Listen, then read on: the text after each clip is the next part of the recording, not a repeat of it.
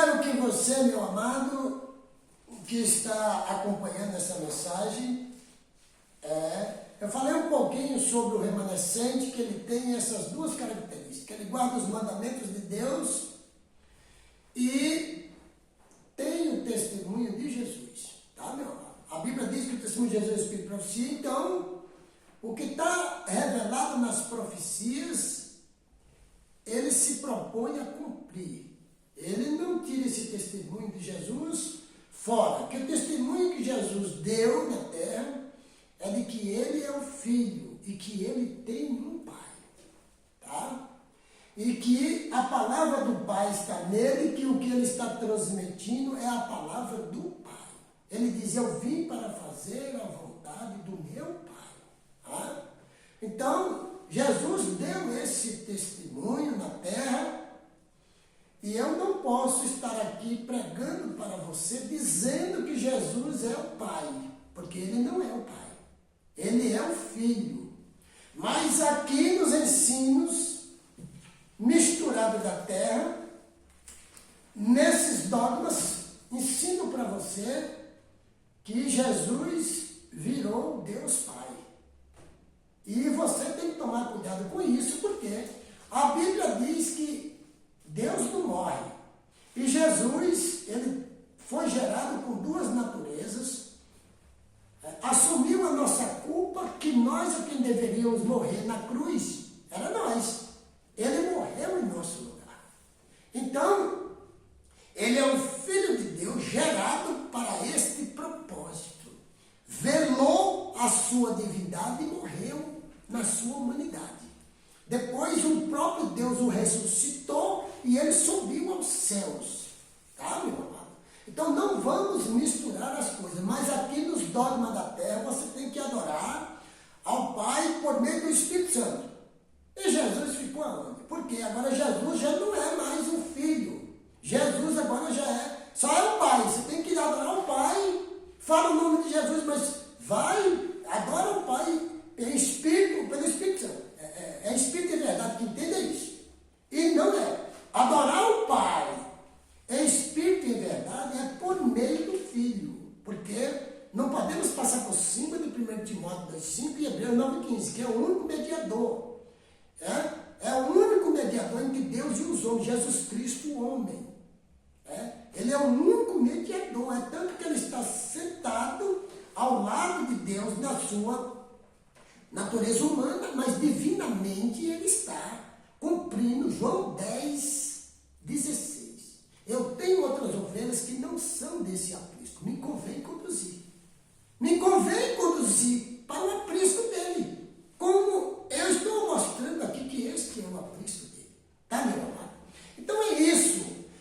O entendimento da gente vai abrindo. À medida que você vai estudando a Bíblia com sinceridade, você tem que entender que eu não tenho nada contra absolutamente ninguém. Todo mundo tem o livre-arbítrio para escolher o que quiser viver e o que quiser fazer. Tudo terá consequência.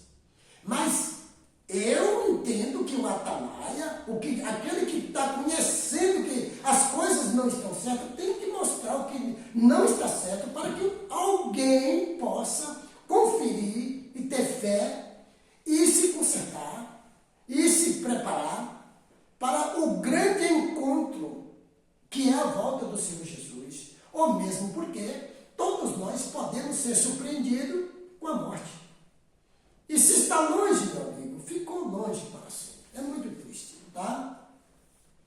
Então aqui, o capítulo 1 de João, onde eu preguei esses vídeos, agora eu quero que você venha comigo aqui para o livro de Mateus. Por quê? Mateus capítulo 5, porque eu quero falar um pouquinho a respeito de perseguição.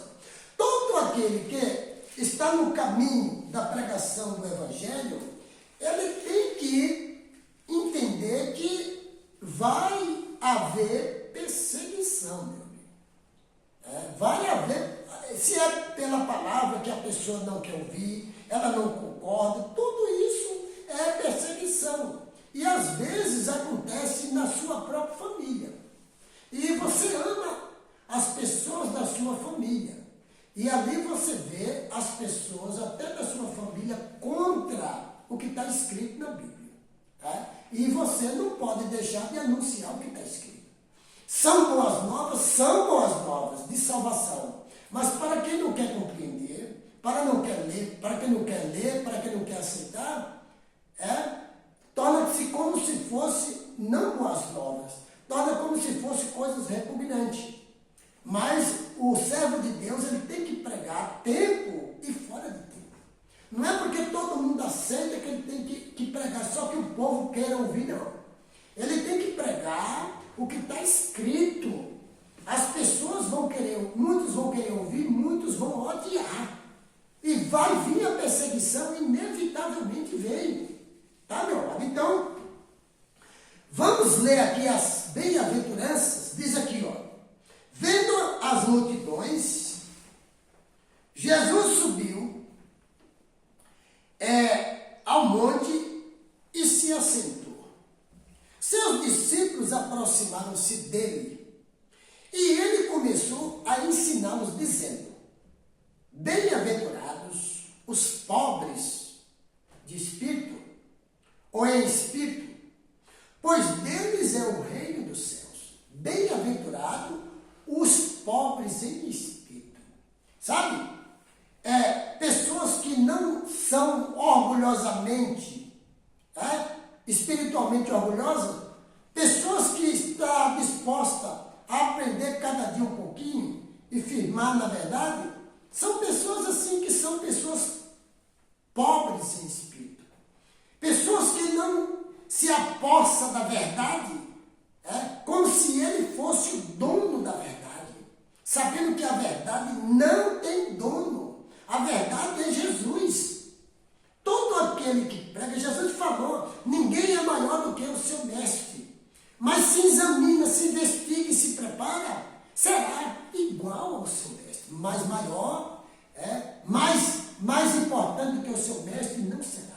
Por isso, eu tenho aprendido de Cristo e tenho aprendido com as outras pessoas. Então, meu amigo, eu gosto de interagir com as pessoas e aprender coisas que me edificam também.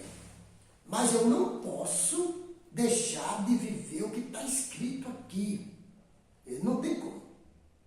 Porque se assim eu fizer, eu não estarei vivendo e ensinando a verdade. Olha o que diz aqui, ó. Os pobres de espírito, pois serão consolados. Ou melhor dizendo, bem-aventurados os pobres em espírito, pois deles é o reino dos céus. Aí, o verso 4, Mateus capítulo 5, verso 4. Bem-aventurados que choram, pois serão consolados.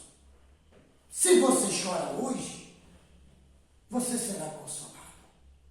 Porque Isaías 51, verso 12, está dizendo que o Senhor, o Deus eterno, nos consola. Ele nos consola em todos os momentos. Tá, meu amado?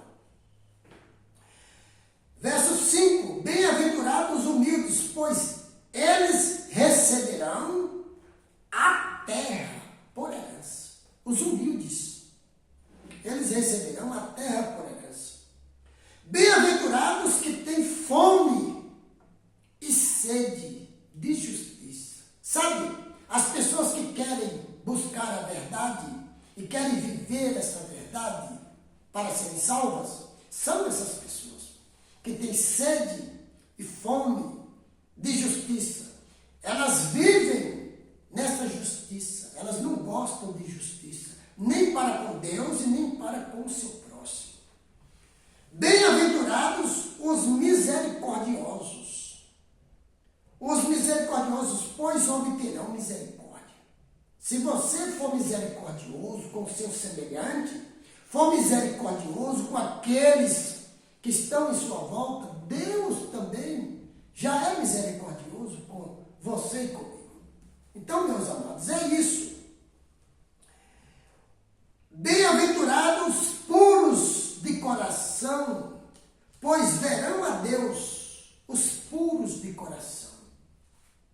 Aqueles que têm os bons olhos, que tiram do seu coração coisas boas E coisas boas são as verdades que te preparam para uma vida eterna.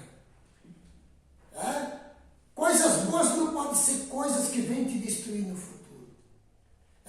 Isso são coisas ruins. Coisas boas são aquilo que te edifica. Embora, quando você às vezes ouve toda a verdade, toda coisa que ela causa desconforto. Muitas vezes, se a pessoa está no caminho errado e ele ouve uma verdade que ele não sabia, aquilo é desconfortável, mas é para o bem dele. Tá, meu amado? Então, bem-aventurados os puros de coração, pois verão a Deus. Bem-aventurados os pacificadores, pois serão chamados filhos de Deus. Aqueles que pacificam, aqueles que jogam água no fogo, na fogueira, não lenha, não gasolina, tá, meu amado?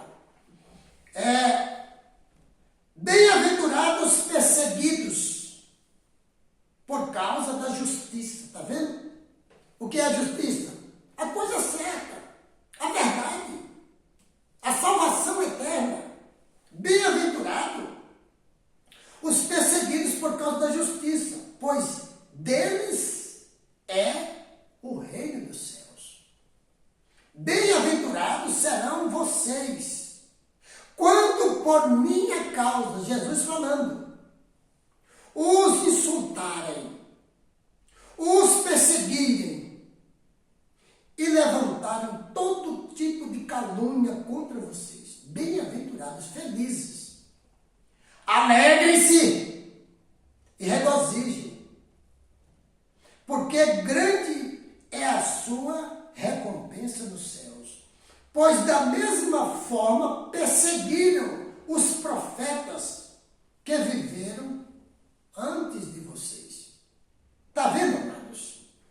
O que significa a perseguição? Muitas vezes você planta uma semente da verdade chorando, sendo perseguido, sendo insultado, sendo caluniado.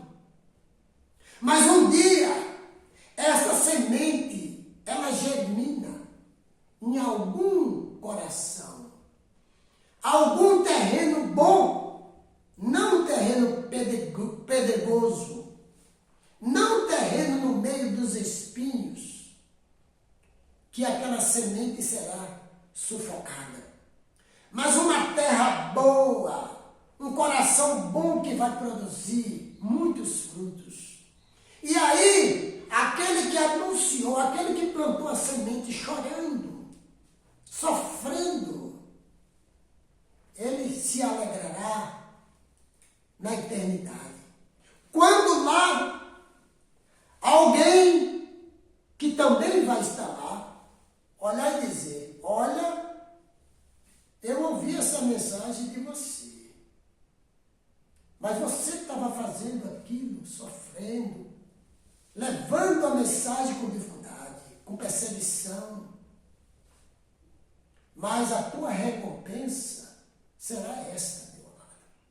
Que Deus te abençoe e te proteja. Eu preciso ainda mostrar uns textos a respeito da perseguição, para que nós estejamos devidamente preparados. Eu continuarei no próximo vídeo, em nome de Jesus.